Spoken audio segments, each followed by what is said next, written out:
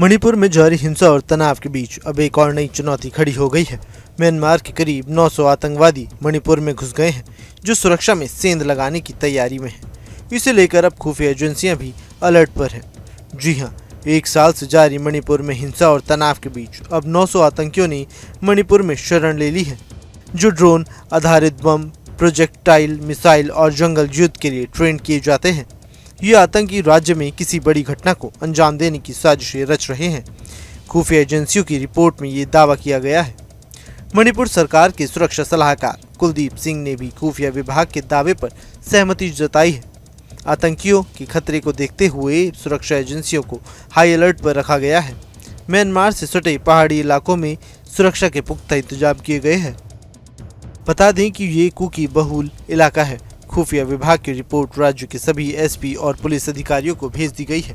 इस बीच मणिपुर के सुरक्षा सलाहकार कुलदीप सिंह ने खुफिया रिपोर्ट की पुष्टि करते हुए कहा, जब तक ये गलत साबित नहीं हो जाता, हम मानते हैं कि ये 100% सही है। कुलदीप सिंह ने आगे जानकारी दी कि इस बीच मणिपुर में सुरक्षा एजेंसियों ने राज्य में ड्रोन के उपयोग के लिए मानक संचालन प्रक्रिया यानी एसओपी लागू कर दी है। इसके मुताबिक किसी को भी आधिकारिक तौर पर ड्रोन उड़ाने की अनुमति नहीं दी जाएगी। Because once 900 people are coming in a group of 30 each or less than 30 or more than 30, they will definitely go somewhere, halt somewhere. They will need food and shelter.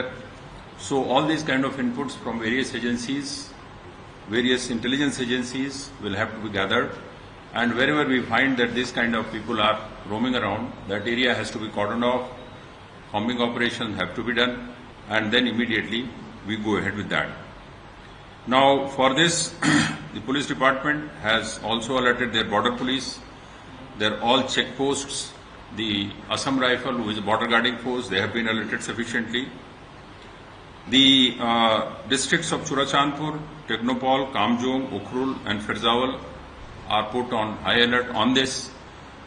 And also whenever they are doing any combing operation, generally we do combing operation for the search and seizure of arms and ammunition.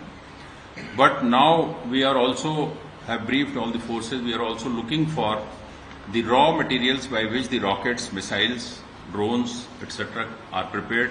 Maybe the part of the battery, part of the drone, maybe the explosive, maybe the bomb itself, maybe the pipe itself by which the rocket is being manufactured, explosives, and transportation system, the fins they attach with the rocket. All these kind of things have to be checked while doing the combing operations. कथित तौर पर उग्रवादी 30 सदस्यों के गुट में हैं। जानकारी तो ये भी सामने आ रही है कि उग्रवादियों की ओर से 28 सितंबर के आसपास मैतेई गांवों पर हमला किया जा सकता है।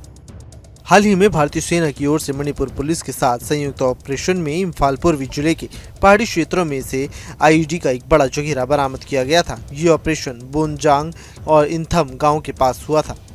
हालात को देखते हुए सुरक्षा एजेंसियों ने सुरक्षा को चाक चौबंद कर दिया है। हाल ही में मणिपुर में जिरीबाम जिले में गोलीबारी की घटना हुई थी। जिले के मैतेई गांव में उग्रवादियों ने हमला किया था। इस दौरान गांव की सुरक्षा में तैनात स्वयंसेवकों ने भी जवाबी कार्रवाई की थी। इस घटना में किसी के भी हताहत होने की खबर सामने नहीं आई थी। न्यूज नेशन अब व्हाट्सएप पर खबरों के ताजा अपडेट के लिए न्यूज नेशन के इस क्यूआर कोड को स्कैन करें।